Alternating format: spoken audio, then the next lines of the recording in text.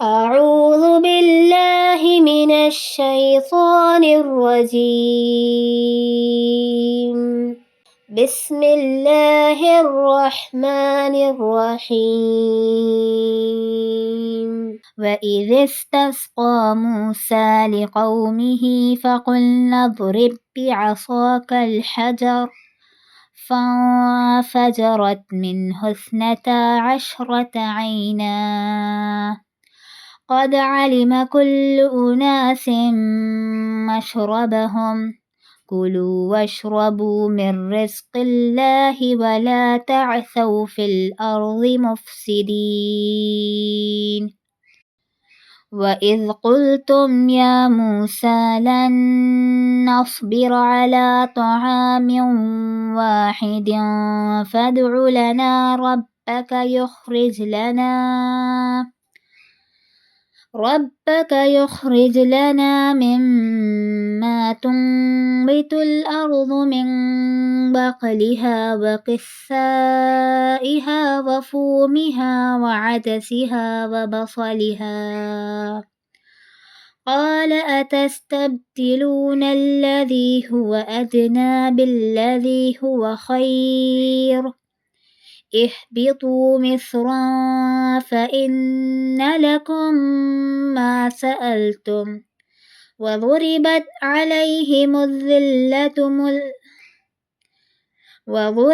عليهم الذلة والمسكنة وباءوا بغضب من الله ذلك بأنهم كانوا يكفرون بآيات الله ويقتلون النبيين بغير الحق ذلك بما عصوا وكانوا يعتدون. Assalamu alaikum wa rahmatullahi wa barakatuh. This is Munibah Khan and you're watching Duroos-Ul-Qur'an. Inshallah, today we'll be listening to lesson number 9, Surah Al-Baqarah, Ruku number 7 and 8. Superior ideals save us from humiliation. And remember, when Musa asked for water for his people, and we said, strike the rock with your staff. Then 12 springs gushed forth from it. Each tribe knew its drinking place. Eat and drink from Allah's provision and do not spread corruption in the land. And remember when you said, O Musa, we cannot bear the same meal, so call upon your Lord to bring forth for us from what the earth produces, its herbs, cucumbers, garlic, lentils and onions. Musa said, would you exchange what is better for what is inferior? Go down to any town and you will have what you have asked for. They were struck with humiliation and misery and incurred the wrath of Allah. That was because they used to reject the signs of Allah and kill the prophets unjustly. That was because they disobeyed and were transgressors. This is the 7th ruku of Surah Al-Baqarah that is recited and its translation is presented. Inshallah, we'll look deeper. In the previous ruku, the 7 favors were mentioned. An additional favor was bestowed upon Bani Israel. There was a scarcity of water in the valley of Tai, and Bani Israel, numbering in millions, were residing in the desert. Musa alayhi salam supplicated to Allah for water, and Allah accepted his prayer. Allah commanded Musa alayhi salam to strike a particular rock with his staff. When Musa alayhi salam did so, 12 springs gushed forth. The tribes of Bani Israel were also 12. Each tribe of Bani Israel was assigned its own spring, ensuring that they would not contend with one another for water, therefore avoiding disputes. Allah declared that they eat and drink from the sustenance of Allah and do not spread mischief on the earth. In this ruku, another favor is mentioned. Bani Israel demanded cultivated food instead of natural sustenance. Allah responded that for the sake of a great purpose, they were placed in the desert, yet they were pursuing the pleasures of food and drink. They were neglecting the greater and loftier purpose and instead requesting inferior things in exchange. Nevertheless, Allah told them that if they desired delicious and spicy food, they should abandon the desert lifestyle and move to a city where they could find what they desired. However, due to their lowly thoughts and turning away from this elevated purpose, they suffered disgrace, humiliation, poverty, and misery. Allah's anger was kindled against them. The condition of Bani Israel was such that when they found any command or directive of Allah that did not align with their desires, they either overlooked it, plainly declared that it was not Allah's decree, or modified it according to their own whims. Due to this disbelieving attitude, they descended into such degradation. Consequently, Allah imposed humiliation and wretchedness upon them. This led to their deserving Allah's anger. They even went to the extent of killing Allah's prophets. They began to cross all limits in rebellion against Allah. On the one hand, there were continuous blessings and favors from Allah. On the other hand, Bani Israel persistently violated the divine law. Therefore, they became disgraced, humiliated, and afflicted with poverty and deprivation in this world. Let's compare today's Muslims with the historical role of Bani Israel. It becomes evident that many Muslims are also trapped in the same pit of degradation and humiliation as that of Bani Israel. Today, the Muslim community has forgotten its motto of pleasing the Lord and establishing religion. They have forgotten the obligation of bearing witness to the truth on a community level. They have abandoned the path of inviting people towards Allah. They have become entangled in evil. How can they restrain others from evil? Having forsaken virtuous deeds as a community, how can they provide guidance to others? Until the Muslim community brings about a change in its intellectual and practical life, it will continue to suffer disgrace and humiliation. Unless it fulfills its duty as a community, it cannot free itself from divine wrath. Arabic recitation from Inna alladhina amanu walladhina hadu till Wara-Ul-Hijab lil muttaqin.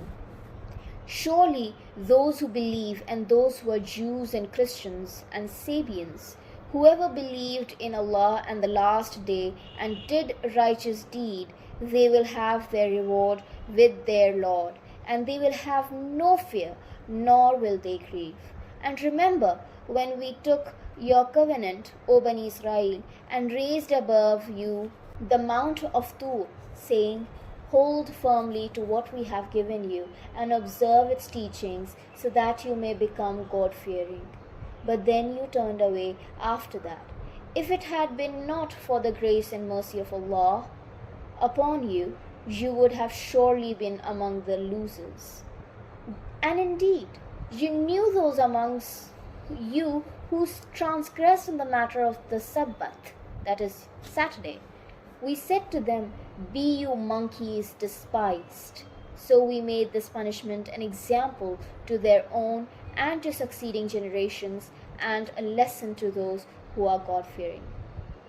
These are the first 5 verses of the 8th ruku of Surah Al-Baqarah that are recited, and the translation is presented. Bani Israel had a misconception that because they were the chosen sons of God, regardless of their beliefs and actions, they would be forgiven. In order to dispel this misunderstanding, baseless arrogance, unwarranted pride and audacity, it was emphasized that group affiliation, lineage or heritage is not the essence. Instead, the true essence lies in having faith in Allah and the hereafter, and performing righteous good deeds in every aspect of life.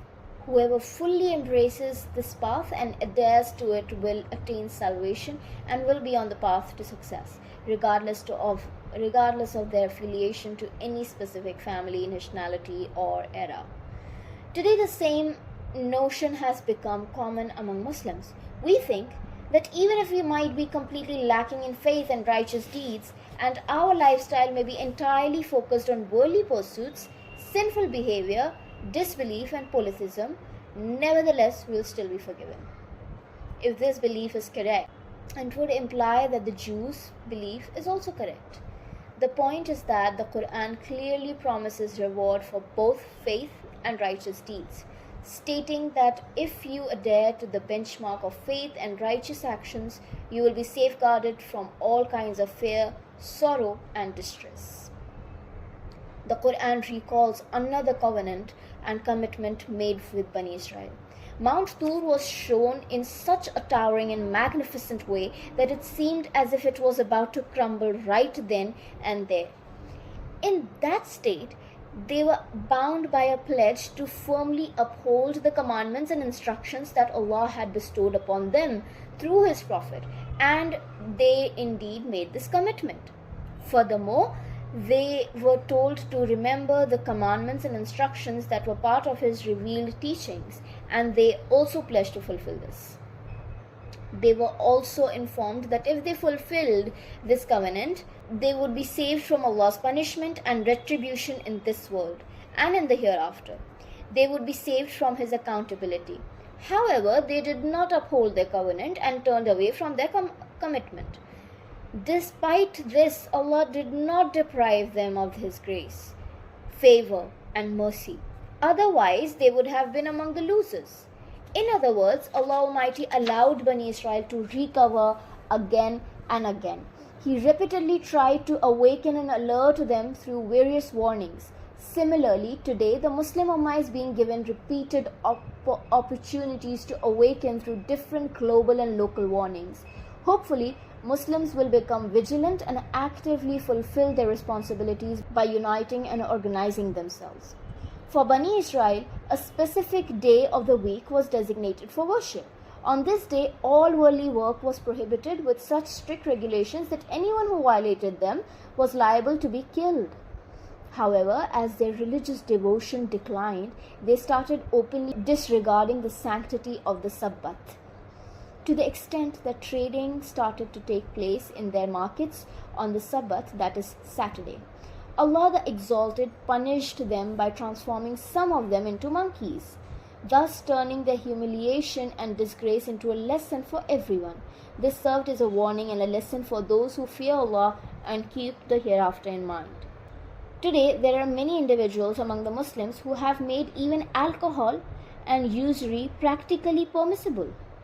Instead of adhering to divine laws, non-Islamic laws are enforced even in Muslim-ruled governments. The overwhelming majority of Muslims are neglectful of practices like prayer, fasting, charity, pilgrimage, and jihad. O Lord of the worlds, we seek refuge in you. Protect us from the ways and consequences of Bani Israel. Do not let us be humiliated and disgraced like monkeys, and do not make us a lesson for others. With this, we end our lesson number 9. Inshallah, we'll continue with the last part of this chapter in our next video. Till then, have strong faith in Allah and be a practical Muslim. Jazakallah khair. Wassalamu alaikum wa rahmatullahi wa barakatuh.